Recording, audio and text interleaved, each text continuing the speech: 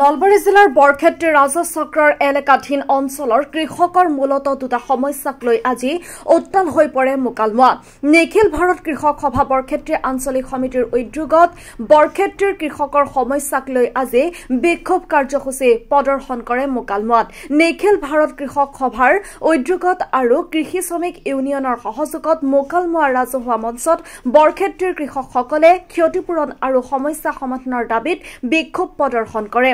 প্ৰতিবাদী কৃষকসকলে কৃষকৰ সমস্যা শীঘ্ৰেই সমাধান কৰক, বৰক্ষেত্ৰীৰ কৃত্ৰিম বাদৰ সমস্যা সমাধান কৰক, কৃষকৰ সমস্যাক লৈ এই চৰকাৰ মৌন কিয়, জবাব লাগে জবাব দিয়ক, ক্ষতিগ্ৰস্ত কৃষকক শীঘ্ৰেই ক্ষতিপূৰণ দিয়াৰ ব্যৱস্থা কৰক, কৃষক আজি ৰাজপথত, চৰকাৰ আজি হুঁচিয়াৰ ইত্যাদি শ্লোগান দি উত্তাল কৰি তোলে পৰিৱেশ।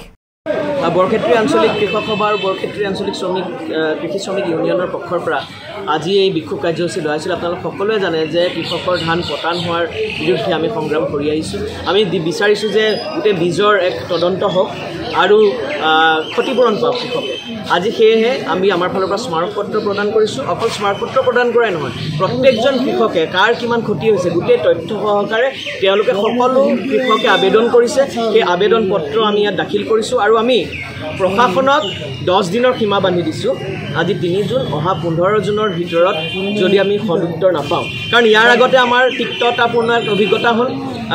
সংবাদমেল দিয়াৰ পিছত পথাৰ গচকিলে গৈ কৃষি বিষয়াই, আৰু তাৰপিছত 50 জন কৃষকে গৈ যেতিয়া কৃষি বিষয়াৰ কাৰ্যালয় ঘেৰাও কৰিলে, তাৰপিছত তেওঁলোক আহিছে, কিন্তু তাৰপিছত এতিয়া কোনো ধৰণৰ কাণ সাৰ নাই।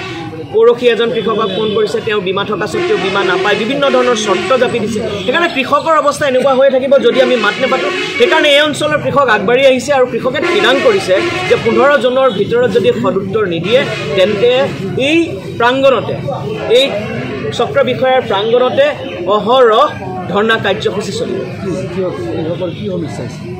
কৃষকৰ মূলতঃ দুটা সমস্যা। যি ধান আছিলে সেই ধানবোৰ নকল বীজৰ কাৰণে, যিবিলাক দোকান চৰকাৰী স্বীকৃতিপ্ৰাপ্ত বীজ সেই বীজৰ ছাপ্লাইৰ পৰা আহিছে, সেইবিলাকতে আজি গৈ সেই বীজৰ পৰাই গৈ পেলাই আজি পতান হৈছে। এই পতানৰ হোৱাৰ কাৰণে কৃষকৰ যি খৰচ, সেই খৰচ নোলাই, বৰঞ্চ কৃষক সাংঘাতিকভাৱে ক্ষতিগ্ৰস্ত হৈছে। সেইকাৰণে আমি বিচাৰিছোঁ কৃষকে আমাক খুৱাই ৰাখিছে, কৃষকে সমাজখন চলাই ৰাখিছে, সেই কৃষকে যাতে উচিত ক্ষতিপূৰণ পাওক তাৰ আমি দাবী কৰোঁ। এতিয়ালৈকে আমাৰ হাতত 201গৰাকী কৃষকৰ তথ্য, এইবিলাক হৈছে আমাৰ পত্ৰ।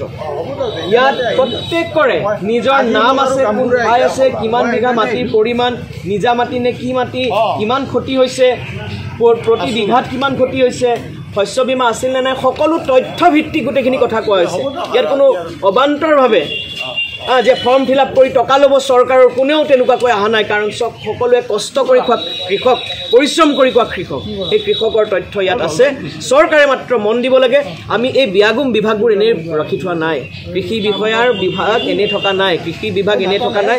তেওঁলোকৰ দায়িত্ব হৈছে যোৱা ফিল্ডত যাব লাগে, সেইবিলাক কাম নকৰে।